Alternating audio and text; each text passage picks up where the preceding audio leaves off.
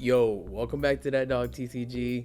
Stop. I know where you're at right now. You're driving to your OP17 Pre-release and you're thinking, bro, work was crazy. I didn't even get a chance to take a look at the new cards. Man, I got you, bro. We're doing a crash course today. I'm going to show you good strategy to use when building your deck, some auto-include cards, and I'm going to throw in some comments in there just in case you don't get all the best cards, all right? So let's get into it. Without further ado, let's hop into general tips for the pre-releases. I got a couple pre-release wins under my belt, so this is what I've learned myself. You want to separate your 2Ks, your blockers, and your vanillas, meaning cards that don't have any effect on the card itself, and then just also your great cards that I'm going to show you throughout the rest of this video.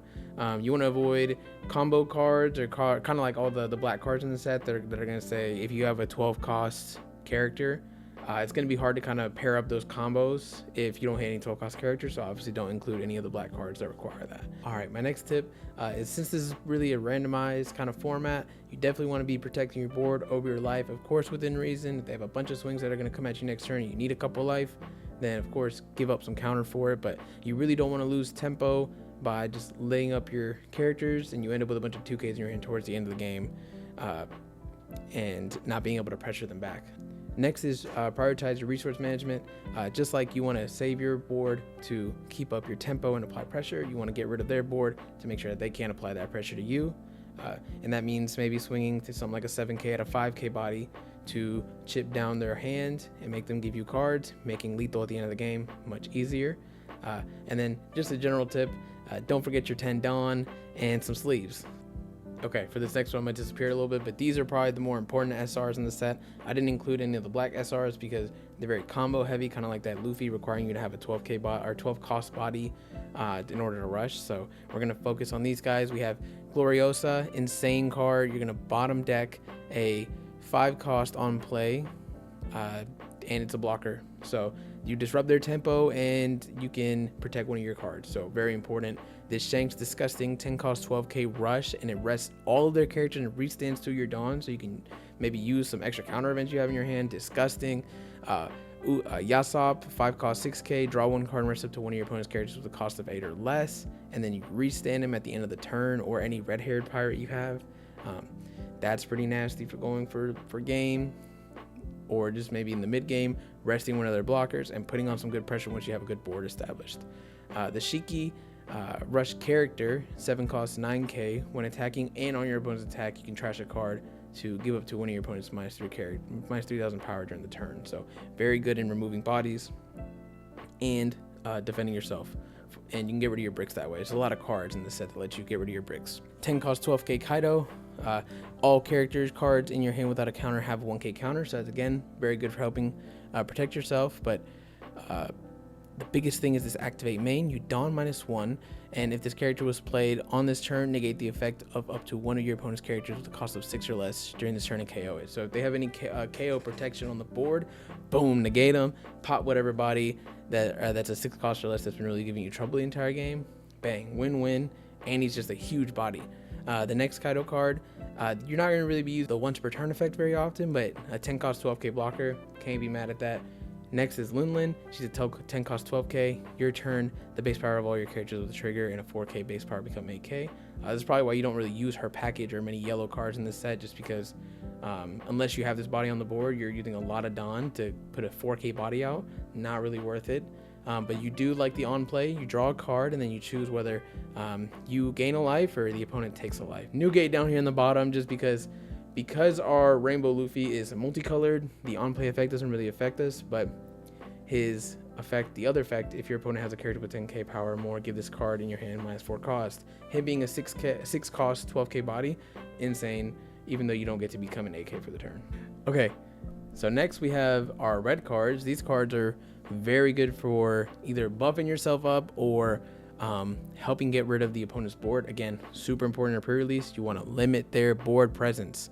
When I say board, I mean their characters. This 4 cost 6K Izo is -6K power to a rested character, and then you rush character. So you're almost always going to put the character in range of the rush from Izo. You take him out, bang. All right, next 6 cost 8K Jozu, also a brick. Your Edward Newgate leader, which you are because you are the Rainbow Luffy leader, and he's every character, every leader, every type. Your base power becomes 8k until the end of your opponent's next turn. Good for survivability. And he's a 6 cost. That's insane. 8k body. Next is this ace, 6 cost 6k, 1k counter. If your opponent has a character with 10,000 power or more, give this card in your hand -2 cost. So it could be a 4 cost 6k in a pinch. And he does the same thing as Izo, -6k to arrest the character. All right, and here I've got some commons and uncommons that you may see in your packs, just in case you don't see any of those other red cards. I've got, and that's the case with the rest of the video. Got 4 cost 6k Atmos. Opponent's turn, this character gains +3k, makes him a sticky body. He's essentially a 4/9 on the opponent's turn. We love that. Next is 4 cost 5k Haruta. On your opponent's turn, this character gains +3k, so he's a 4 cost 8k, and then he KOs up KOs at 2k base power or less. Not super useful in this set or this format, but him being again a sticky body that's gonna keep poking at the opponent with 5k swings, very important. And then next, I just have a generic 2k for you, 3 cost 2k in Inuarashi and Nekomamushi. And he just gives for 3 Dawn rush to any Wipe Your Pirates type, but really you'll just be using this as 2k. Okay, next we're moving on to the green cards. We've got 4 cost 4k, 2k counter, blocker Hongo. He on play, set up to 1 of your Dawn cards as active, and then rest up to 2 of your opponent's characters with a cost of 2 or less. You're gonna use him more so just like as a small blocker, or to rest 2 other small blockers when you're going for lethal, because a lot of times people like to build up a lot of chump blockers towards the end of the game. Boom, this takes care of that. Okay. Next we have Benny Beckman, disgusting card. He's a brick, 7 cost 9k. He has rush character, so if your leader has the red hair type pirates, draw 1 card and rest up to 2 of your opponent's characters. Nasty. That is devious work in a pre-release, especially a 9k swing. They're giving you cards. We like that. We're getting rid of their board. And then I threw in this Lucky Roo. He's a 4 cost 5k. He's on play. He's just a searcher. Not really worried about that. We're worried more so, or we want to see more so this on your opponent's attack. You may trash this character, rest up to 1 of your opponent's leaders or characters. Okay. Next we have some of the common cards for the red-haired pirates. So we have this 4 cost 3k Bonk Punch and Monster. He KOs up to 1 of your opponent's rested characters with a cost of 6 or less. Again, controlling the board. Control the board. That's what we're on right now. And he's a blocker. He's protecting you. Win-win. Next is 8 cost 8k Howling Gab. He has Banish, meaning when you swing and they take a life, it doesn't go to their hand. It goes straight to their trash. That's detrimental. That messes up their resource management. And then on play, you rest up to 1 of your opponent's characters. All these green cards are nasty. All of these green cards are going to be nasty. All right, and then next we have 1 cost, withdraw now and allow me to save face. You may rest 6 of your Dawn cards, rest up to 1 of your opponent's characters, then KO up to 2 of your opponent's rested characters with a cost of 6 or less. So that's like Gravity Blade, just to 2 6 costs or less. Again, we're removing their board. That's only for rested characters though, so just depends, but it's never a lose-lose because for 1 Dawn, it's a 4k counter. Next are some of the cards in blue for one of the leaders. I'm very excited to play this set coming up, Rocks. So we'll start with Newgate. It's a 6 cost 8k. On play, you draw 1 card, and then once per turn, when your leader with a type including Rocks Pirates attacks, or is attacked, which you are because you're Rainbow Luffy, you may trash 1 card from your hand to activate this effect, and then your leader gains +3k power during this battle. Next, this is 3 cost 5k Stussy. This card is nasty. This is an auto include. If you pull it, up to 1 of your opponent's characters with a base cost of 6 or less cannot attack until the end of your opponent's next end phase. That's on play. And then activate main, you may rest 3 of your Dawn cards, and this character up to 1 of your opponent's characters cannot attack until the end of your opponent's next end phase. That has no cost limit. That's just any character. So that means on the turn that it's played, it's stopping 2 bodies. This is a good card. I probably wouldn't. Maybe I'd play it early. Just depends on how much counter you have and if you can protect it. Next, we have another great stat line on this Big Mom card, 5 cost 7k. You're either going to make yourself draw 2 cards or make your opponent trash 2. They're always going to have you draw 2. And the biggest thing about this one is on your opponent's attack once per turn, you can trash 1 card from hand and give up to 1 of your leader or characters 1k during the battle. Great for if you're bricked up. Great card overall. Definitely an auto-clude. Just like all of these other cards on the screen.